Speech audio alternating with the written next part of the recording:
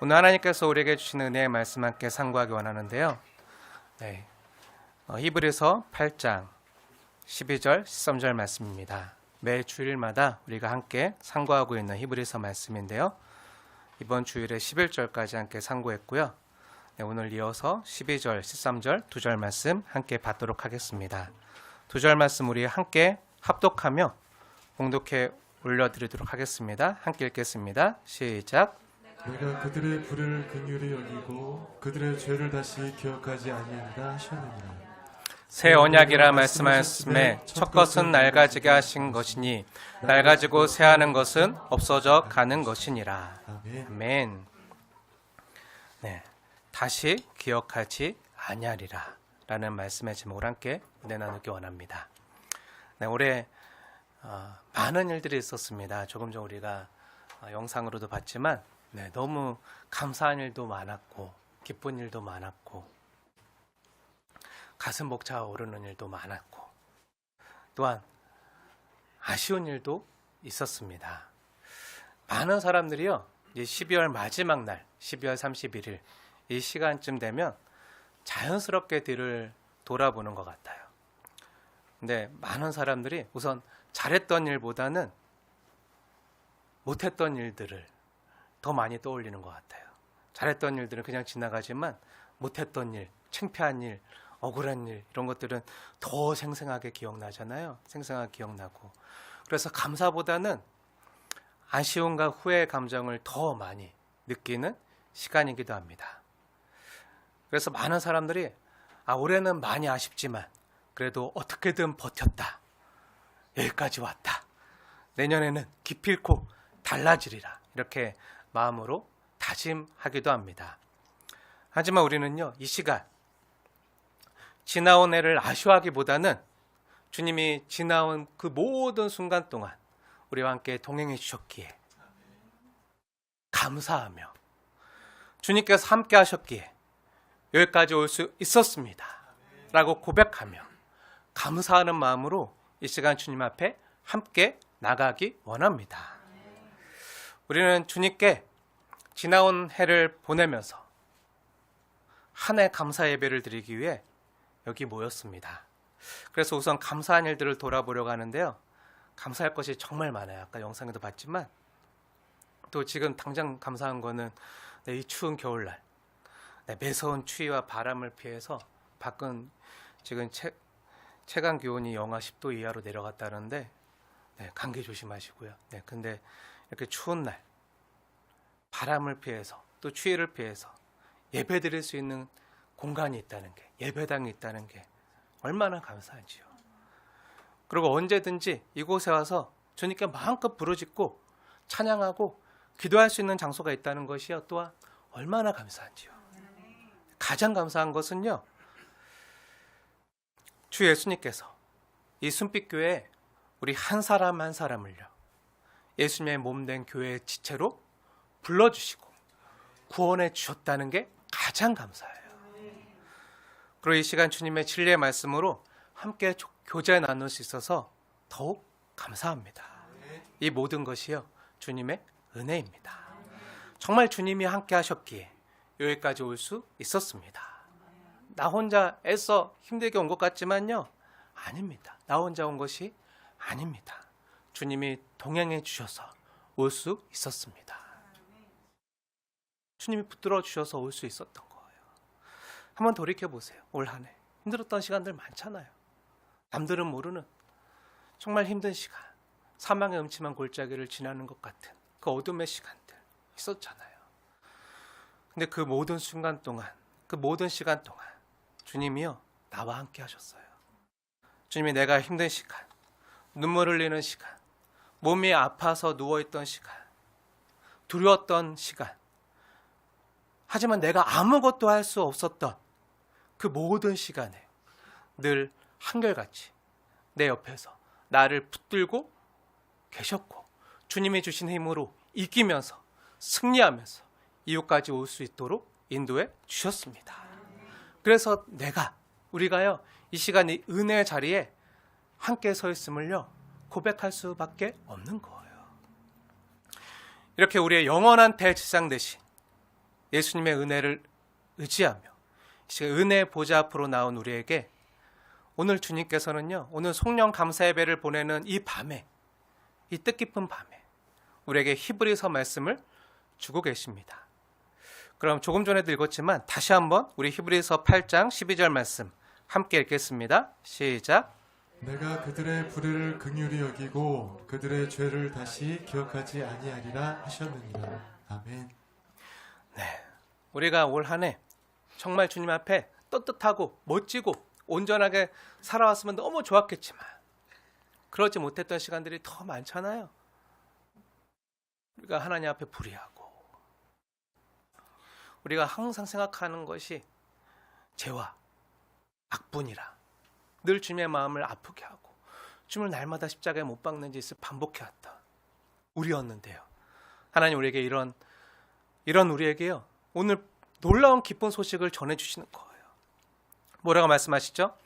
내가 그들의 불의를 긍휼히 여기고 그들의 죄를 다시 기억하지 아니하리라 선포해 주시는 거예요.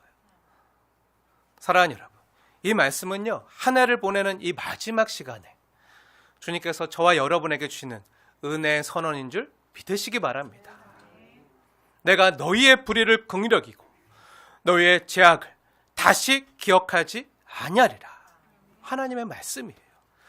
그리고 이 말씀이야말로 새 언약의 정점이자 핵심이에요.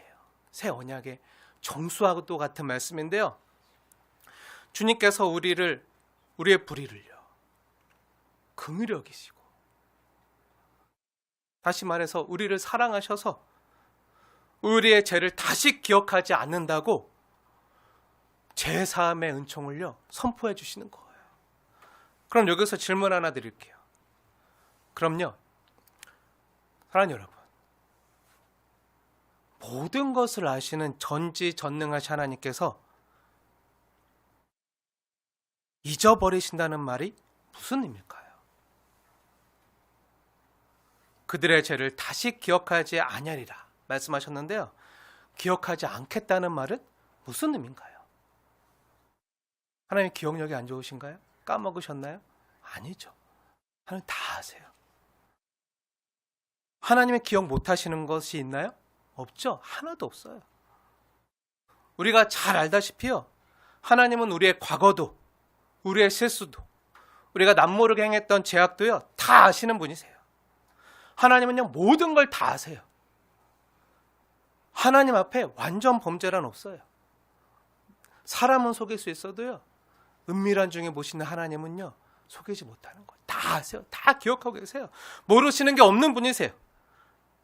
그런데 왜 하나님께서 오늘 본문 가운데 내가 너희의 죄악을 다시 기억하지 아니하리라 이렇게 말씀하시는 거죠? 이 말씀은 어떤 의미일까요?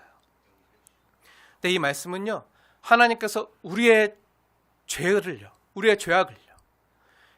예수님의 보혈로, 우리의 대지상 대신 예수님의 보혈로 덮어주신다는 말씀이에요. 보혈로 덮어주시는 거예요. 제가 여러 번 이 신칭에 대해서 말씀드렸지만요, 한번 보세요.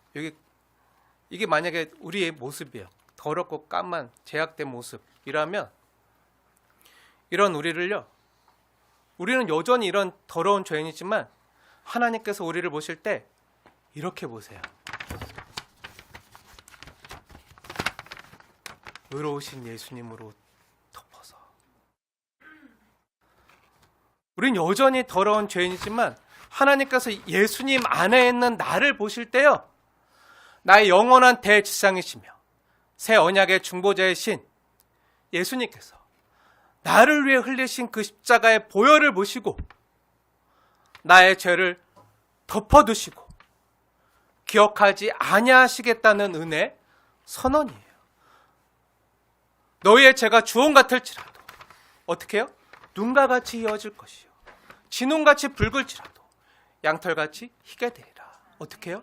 예수님의 보혈로, 우리의 대지상 대신 예수님의 그 은혜로 내가 너희의 죄악을 다시 꺼내지 않겠다, 언급하지 않겠다. 그래서 다시는 내가 너희가 저질렀던 그 과거의 죄악들을, 우리가 저지른 그 과거의 죄를 근거로 우리를 정죄하거나 판단하시지 않겠다는 은혜의 선포예요. 사랑하는 여러분, 이 은혜의 선포를 믿으시기 바랍니다. 예수 안에 있는 사람에게는요, 그래서 정죄함이 없어요.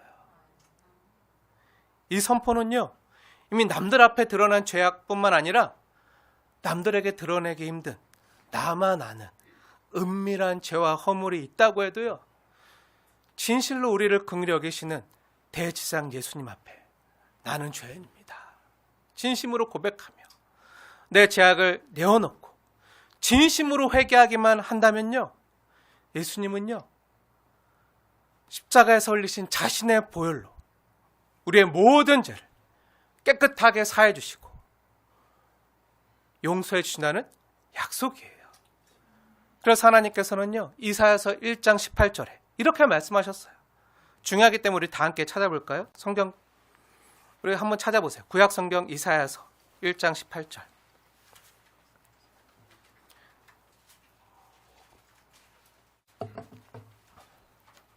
이 죄사함과 은혜의 선포인데요, 하나님이 나에게 주시는 은혜의 말씀으로 받으시면서 우리 함께 봉독하도록 하겠습니다.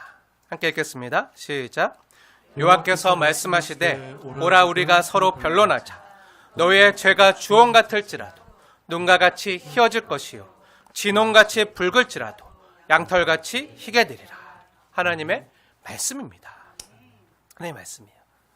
여기 보시면 여호와께서 말씀하시되 오라 우리가 서로 변론하자 말씀하시잖아요. 이건요 마치 이와 같은 거예요. 만약에 우리의 죄악을 기록한 책이 있다면요, 그 책의 두께가 얼마나일까요? 내가 태어나 지금까지 저지른 모든 죄악과 잘못과 거짓말과 불의와 악덕과 그 교만함과 그 모든 것들을 다 기록한 책이 있다면 그 책이 얼마나 두꺼울까요? 이 바닥에서 천장가에 천장가에 이 건물을 뚫고 나갈 거예요. 엄청나게 두껍겠죠. 우리의 행위를 적은 그 행위록은요, 아주 빽빽하고 두꺼울 정도로 우리의 죄악된 모든 행위가요 다 기록되어 있을 거예요.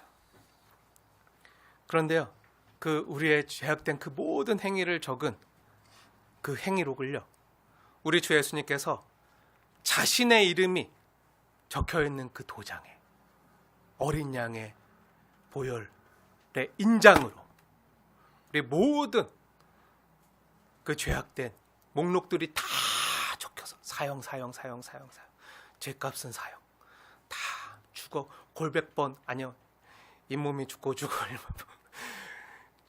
진짜 넋이라도 있고 할 정도로 진짜 죽어 마땅한 우리의 모든 죄악의 목록들 하나하나 넘기면서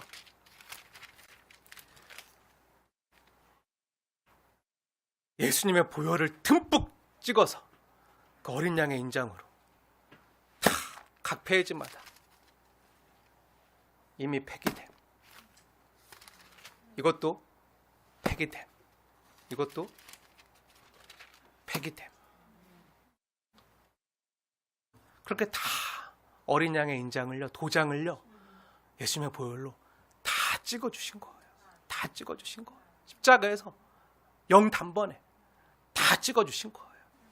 우리의 죄악을 쓴 모든 증서를요 다 도말에 없애버리셨다고요. 그런데 사단 마귀는요 우리를 그냥 두지 않아요. 사단 마귀니까요 우리를 대적해서 송사할 때마다 우리 자신의 죄의 증거가 적힌 그 책을 자꾸 언급하면서 야, 너 그때 죄 졌잖아. 너 그때 아무도 모르게 너 은밀하게 죄진 거 내가 다 알고 있는데 너도 알고 나도 아는데 네가 하나님의 사람이야? 네가 그러고 교회 나갈 수 있어? 너가 그러고 예수 믿는 사람이라 말할 수 있어? 하면서 자꾸 우리를 정죄해요. 그때 그 사단 마귀가 우리를 전혀 정죄하지 못하도록 다 그래서 하나님께서 와서 변론하자는 거예요. 내가 이미 내 사랑하는 아무개를 위해서, 수를 위해서 다 어린 양의 보혈로 다 모든 죄악의 목록들을 다 폐기하고 덮어줬는데 너가 뭔데 나서냐 하고 말씀하시는 거예요. 너의 죄가 주홍 같을지라도 눈과 같이 희어질 것이요 진홍같이 붉을지라도 양털같이 희게 되리라 말씀하시는 거예요. 다 폐기됐기 때문에 그럼 우리의 죄가 적힌 죄의 증거가 목록이 적힌 그 책은요 이미 다 예수님 안에서 다 폐기됐고 도말되었기 때문에 이 책은요 전혀 사용되지 못하는 거예요. 효용이 없어요. 왜죠? 우리 형법에도요 일사부재리 원칙이 있잖아요. 그게 뭐죠? 네, 동일한 범죄에 대해서 거듭 처벌받지 않는 거. 이미 죄값을 치렀다면요 다시 과거에 지었던 동일한 죄로 처벌받지 않는다는 거예요. 근데 우리의 죄값을 이미 치르시고 하나님의 심판과 저주와 형벌을 받으신 분이 계세요. 그것도 자신의 목숨을 걸고 자신의 생명값으로 값을 치르셨어요. 누구시죠? 우리의 대제사장 예수님. 하나님이신 예수님의 생명값으로요 이미 우리의 모든 죄가요 십자가에서 형벌을 받았기 때문에 마귀는요 다시 우리를 대적해서 송사하지 못하는 거예요. 송사하지 못하는 거예요. 저와 여러분이 지었던 그 모든 죄는요 이미 2000년 전 골고다 언덕 예수님의 그 십자가상에서 영단번에 다 해결된 줄 믿으시기 바랍니다. 과거와 현재와 미래의 모든 죄가요 다 해결된 거예요. 여러분이 예수님을 정말 진실되게 믿고 예수님과 연합한 자가 되었다면요 다시 말해서 여러분이 죄에 대하여 예수님의 십자가에 함께 못 박혀 죽고 예수님의 부활과 함께 의에 대하여 그리고 하나님께 대하여 다시 살아난 자가 되었다면요 마귀는요 우리를 어쩌지 못하는 거예요. 우리를 송사할 수 없는 거예요. 정죄할 수 없는 거예요. 하나님 안에 있는 우리를요 감히 어쩌지 못하는 거예요. 그리고 마귀보다요 우리를 자녀 삼으시고 또한 우리를 위하시는 하나님이요 훨씬 더 강하십니다. 비교조차 할 수 없을 정도로 훨씬 더 강하시고 능하신 분이세요. 그러니 오늘 이 성경에 기록된 하나님의 말씀을 믿으시고요 마귀가 우리를 송사하려고 할 때마다 그 마귀의 미혹을요 물리치시길 축복하고 권면합니다. 왜 마귀가요 아무리 우는 사자같이 우리의 죄된 과거를 가지고 와서 야 너가 정말 이렇게 살았는데 네 꼬라지가 이랬는데 너가 정말 하나님의 자녀 맞아? 너가 그러고 교회 나갈 수 있어? 너가 하나님의 자녀라고 말할 수 있어? 라고 막 우리를 대적하고 우리를 잡아뜨리고 넘어지게 하고 우리를 이렇게 송사한다 할지라도요 마귀는요 예수 안에 있는 우리를 감히 어쩌지 못하는 거예요. 감히 해할 수 없는 거예요. 왜죠? 네, 예수님께서 저와 여러분의 대제사장이 되시기 때문이죠. 또한 새 언약의 중보자가 되시기 때문이에요. 저는 예수님이 나의 중보자가 되신다라는 말씀을 떠올릴 때마다 생각나는 구약 성경이 있는데요. 지난번에도 한번 말씀드린 적이 있지만 이 시간 다시 한번 보기 원하는데요. 구약 성경 스가랴서 말씀입니다. 구약 성경 스가랴. 구약 성경 뒤쪽에 있는데요. 다 함께 구약 성경 스가랴서 3장을 볼게요. 히브리서 오늘 말씀 8장 말씀을 표시해 놓고 구약 성경 스가랴서 3장으로 한번 가보세요. 구약 성경 스가랴서 맨 뒤쪽에 있어요. 말라기 앞에 있는데 3장 1절 말씀입니다. 우리 1절 말씀 우리 다 찾아서 하나님 우리에게 주시는 말씀으로 받으시면서 우리 3장 1절 말씀 함께 읽겠습니다. 시작. 대제사장 여호수아는 여호와의 천사 앞에 섰고 사탄은 그의 오른쪽에 서서 그를 대적하는 것을 여호와께 내게 보이시니. 아멘. 네, 여기 스가랴서 3장에 있는 말씀을요. 재구성해 보면 이런 거예요. 이 3장 말씀을 스케치하면 이런 모습인데요. 대제사장 여호수아가요. 법정에 서 있어요. 하늘 법정에 서 있어요. 근데 여기 여호수아는요. 대제사장 여호수아는요. 그 구약 성경에 여호수아서 나오잖아요. 그 여호수아가 아니에요. 네, 모세 후계자 여호수아가 아니라 한참 후대 사람이에요. 대제사장 가문에서 태어났지만 그가 태어났을 때는요 이미 이스라엘 나라가 망하고요 다 바벨론의 포로로 끌려갔을 때예요. 나라가 없어졌을 때, 다 포로가 됐을 때. 근데 때가 되어서 하나님께서 예루살렘으로 돌아가라고 하셨을 때 스룹바벨 총독과 함께 예루살렘으로 귀환했던 사람이요 바로 여호수아였어요. 여호수아 동명이인이에요. 네. 근데 스룹바벨 총독이 정치와 행정을 맡아서 하나님의 백성들을 인도했고요. 또 말씀을 가르치고 예배를 인도하는 영적인 책무를 맡은 사람은요. 당시 대제사장 여호수아였어요. 근데 이 여호수아가 하나님 앞에 죄를 지은 거예요. 어떤 죄를 지었냐면요. 이런 죄예요. 그러니까 여호수아가 요즘으로 하면 목회자예요. 목사인데 아니 내가 이렇게 하나님의 말씀을 정말 하나님의 말씀과 복음을 그대로 전했는데 진리를 전했는데 왜 이렇게 말씀대로 안 살아? 왜 이렇게 죄만 져? 왜 이렇게 하나님의 뜻과 어긋나게만 살아? 아무리 내가 100번 말하고 1000번 말, 10,000번 말해도 도저히 바뀌지가 않는구나 하고 아무리 하나님 앞으로 인도하고 끌고 나가려고 해도요 백성들이 따라주지 않으니까 지금 여호수아가 낙심한 거예요. 목회자가 낙심한 거예요. 낙심해서 하나님 앞에 낙심하는 죄를 짓는 거예요. 영적인 침체에 빠진 거예요. 아니 이들이 내가 그동안 그렇게 몇 년 동안 하나님의 말씀을 전했는데 바뀐 게 하나도 없잖아. 근데 내가 또 말씀을 연구해서 전한다고 뭐 되겠어? 그런다고 이들이 바뀌겠어? 지금까지도 안 바뀌었는데? 사람 쉽게 안 바뀌어. 잘 안 바뀌어. 하면서 하나님을 믿지 못하고 환경만 보면서 사람만 보면서 낙심과 절망 가운데 빠진 죄였어요. 그래서 하나님께서 그를 뭐라고 말씀하시죠? 그를 타다만 그슬린 나무 같다. 우리 캠프 갔을 때 장작을 태우잖아요. 태우다가 꺼냈어요. 불이 너무 세서 꺼냈어요.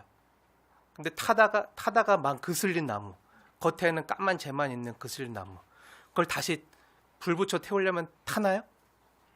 안 타죠. 겉에 재가 있어서 안 타요. 아무래도 안 타요. 이미 열정이 다 식어버리고 내가 이렇게 오랜 동안 신앙생활 했는데 내 삶이 나아진 게 없고 내가 이런다고 또 되겠어? 하고 영적인 침체에 빠져있네. 그런 걸 보고 하나님께서 타다만 그슬린 나무 같다고 말씀하시는 거예요. 여기 하늘 법정에는요 재판장이 누구실까요? 하나님이 재판장이세요. 하나님이 재판장이세요. 근데 그 하늘 법정에 그 재판장에 사탄이요 그 여호수아 옆에 서서 그를 대적하면서 송사하고 있는 거예요. 한번 이 장면을 머릿속으로 한번 그려보세요.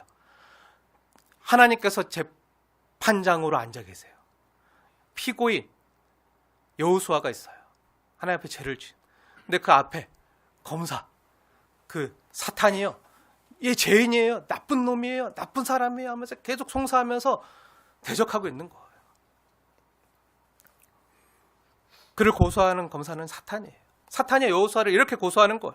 하나님 이것 보세요. 이게 무슨 당신의 종이란 말입니까? 이게 무슨 하나님의 백성이란 말입니까? 이 여호수아는요 정말 쓸모없는 인간입니다.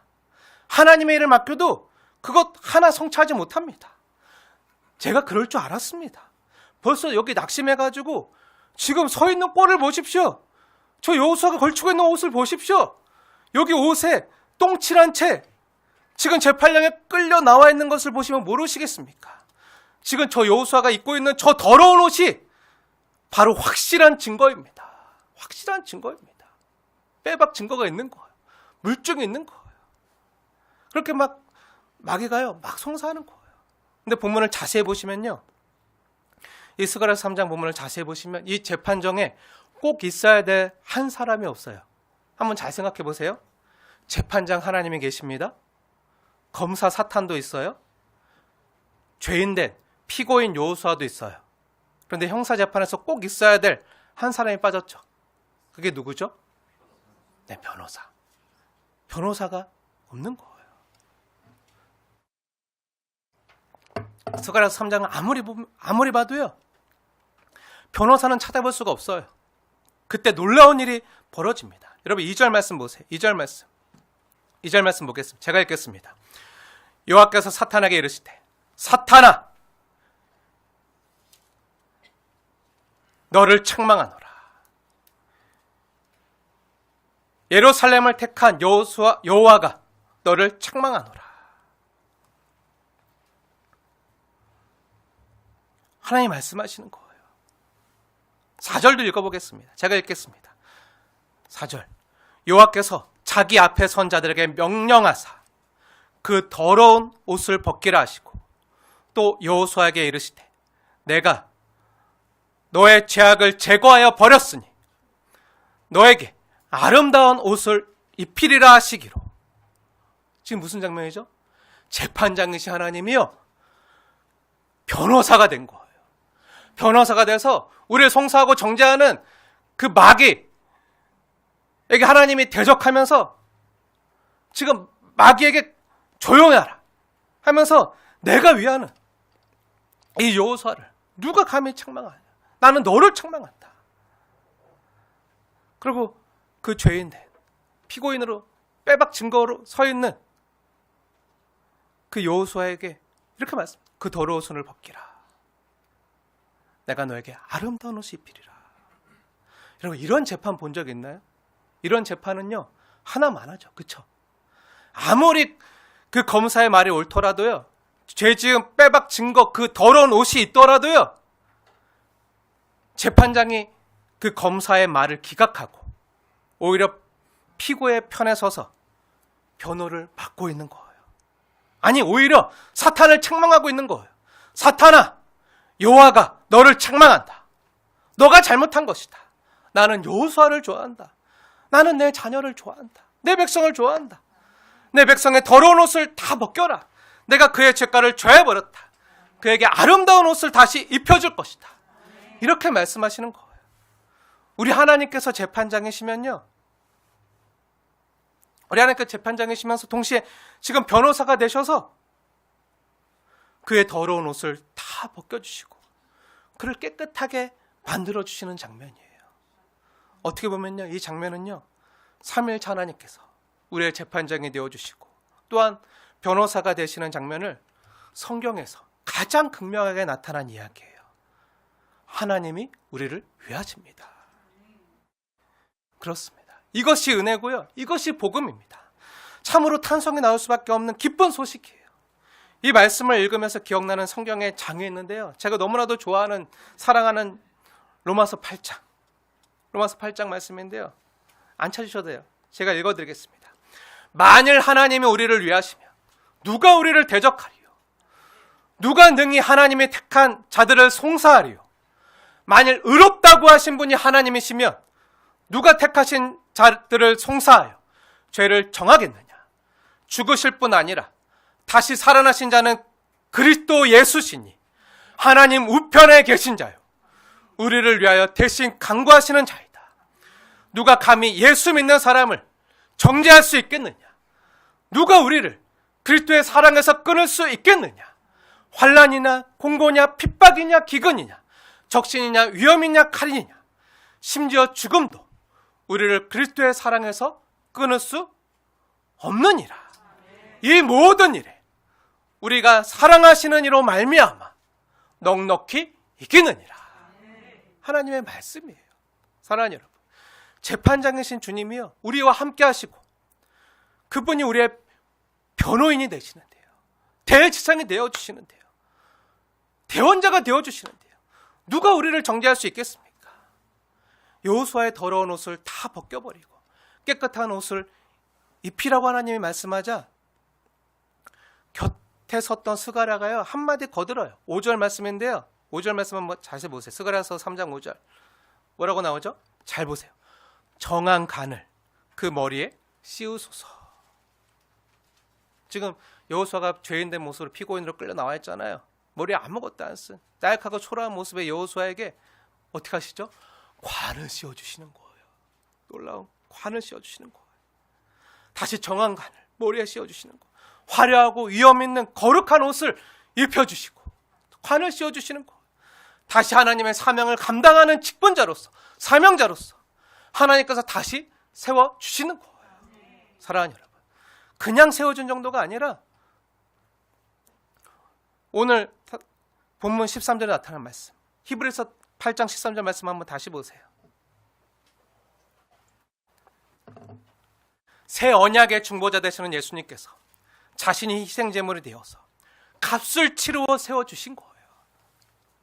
단순히 우리에게 감정적인 면죄부를 주기 위한 위로의 메시지를 던져주시는 것이 아니라 실제로 저와 여러분의 죄를 대속하기 위해서 대신 자신의 몸을 십자가에 들여 이 땅에서 성취해낸 값진 대가라고요. 그렇게 저와 여러분에게 다시 더러운 옷을 다 벗기시고 다시 그리스도로 옷 입혀주시고 정한관을 씌워주신 거예요.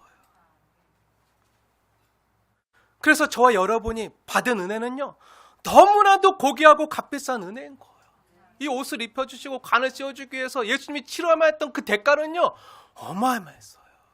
많은 십자가의 고난과 그 하나님이셨던 예수님의 생명을 다 바쳐서까지 저와 여러분을 다시 살리시기 위해서 대가를 지불하시고 치르신 값비싼 은혜입니다. 사랑하는 여러분, 오늘 성령 감사 예배를 드리는 우리에게요, 오늘 하나님께서 주시는 은혜가 바로 이러한 사죄의 은총이에요. 제사함의 은총. 그러니 사단이 주는 자기의 정죄감을 주님의 십자가 앞에 내려놓으십시오. 지나보면 2025년 지나보면 하나님 앞에 잘한 것보다는 잘못한 것이 더 많잖아요. 온전히 살지 못하고 뜻대로 살지 못하고 나의 고집과 아집과 이기심으로 완악함으로 살았던, 내가 항상 행하던 것이 내 생각과 계획이 항상 악하더라 는 말씀 그대로가 내 삶 가운데 이루어졌던 일이 더 많아요. 그럴 때마다 사단이 우리를 자꾸 송사해요. 야, 네가 그러고도 하나님의 자녀야? 너가 그러도 하나님의 백성이야? 너가 그러고 숨빛교회 성도야? 너가 그런 지금까지 네 꼬라지를 봐. 너가 그렇게 이런 모습을 하니까 네 모양이 이거지. 그런데 그럼 네가 2026년도 잘 될 수 있겠어?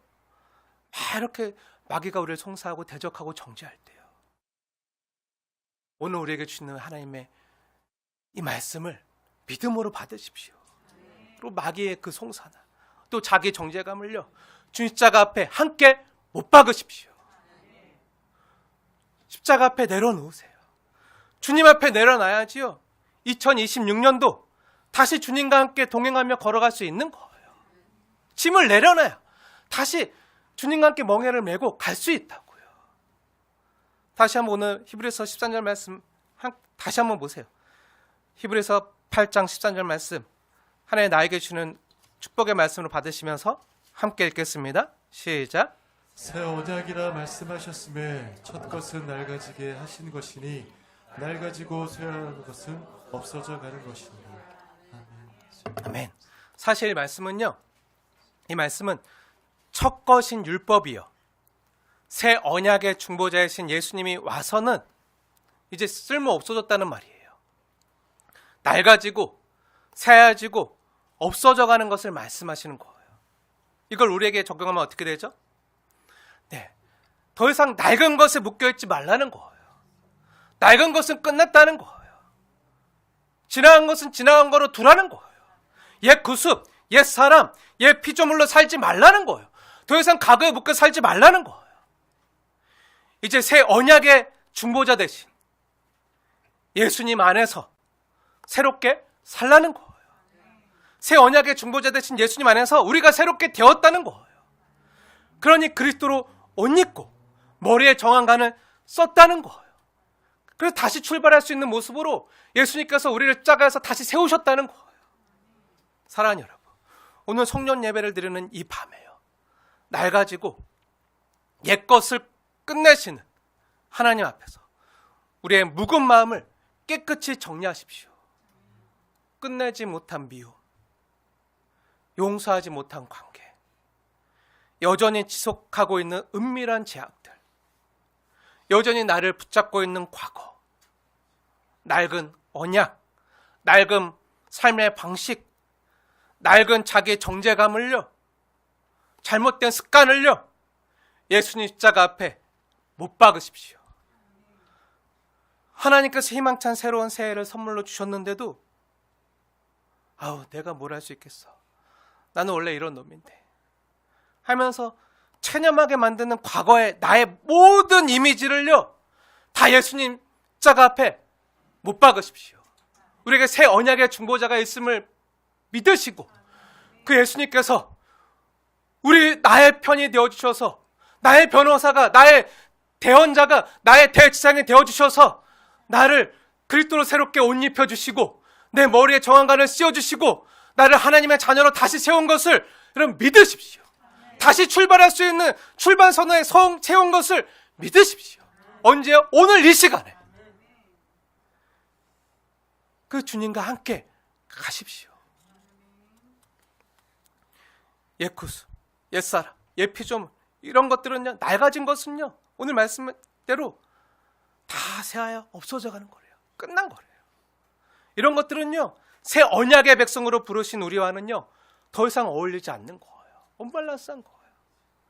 사랑하는 여러분, 오늘 이 시간 우리가 함께 드리는 송년 감사 예배는요, 단순히 한 해 마지막 시간을 주님 앞에 드리는 예배가 아니라 하나님이 우리를 위해서 끝내시고 또 새롭게 시작하시는 것을 믿음으로 바라보는 예배예요. 사랑하는 여러분, 오늘 송년 감사의 밤이에요. 하나님은 우리 공동체에게 분명히 말씀하십니다. 다시 한번 히브리서 말씀 보세요. 히브리서 8장 12절, 너의 죄를 다시는 기억하지 아니하리라. 13절 말씀, 낡은 것은 다 끝났다.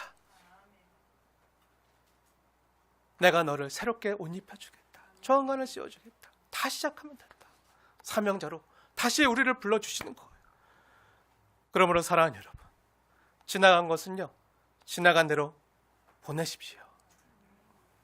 난 안 돼 하는 자기 체념도요, 다 보내시고요. 아, 내가 이런 꼬라지인데 내가 뭘 할 수 있겠어 하는 자기 정죄감도요, 다 보내십시오. 옛사람, 옛 구습, 옛 잘못된 습관 다 보내십시오. 그리고 이제 조금 전 보았던 스가랴 3장의 모습처럼 주님께서 우리의 죄악을 제거해 버리시고 나의 더러운 옷을 벗겨주시고 새 옷을 입혀주시고 머리에 정한관을 씌우시는 그 주님만 바라보십시오. 그 예수님을 바라볼 때요, 비로소 우리는요, 우리 피곤한 무릎에 다시 힘을 얻고요, 일어설 수 있는 거예요. 꺾여진 우리 꿈의 날개가요, 우리 하나님께서 우리에게 주셨던 그 비전이요, 비전의 날개가 다시 펼쳐져서 독수리 날개치면서 훨훨 날아가는 그 비결이요, 바로 여기 있는 거예요. 그런 날개를 가지고 2026년도를 시작하라는 거예요. 그것이 새 언약의 백성의 모습입니다. 새 언약의 백성들이요, 새 언약의 중보자이신 예수님과 함께 힘차게 2026년도를 맞이하는 저와 여러분 되어지기를 주님의 이름으로 축원을 드립니다. 기도하겠습니다.